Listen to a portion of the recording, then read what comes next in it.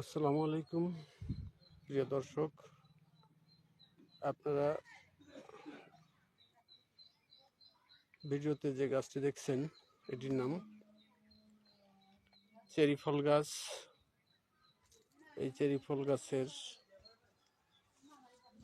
প্রথমে এরকম ফুল হয়, প্রতিটি ফুল থেকেই এরকম আস্তে আস্তে ছোট্ট ছোট করে ফল বের হয়। ফলের পরে এই দেখতে পাচ্ছেন ছোট ফল হচ্ছে, ফলের পরে এরকম আস্তে আস্তে বড় হচ্ছে। বড় হওয়ার পরে আস্তে আস্তে এরকম রং ধারণ করবে এবং পরে কড়া লালে পরিণত হবে। এই ফলটি আমরা বাজারে কিনতে পাই।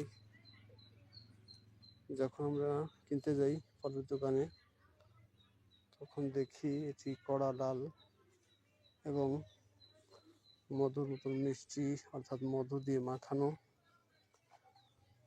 দিয়ে মাখানো থাকে।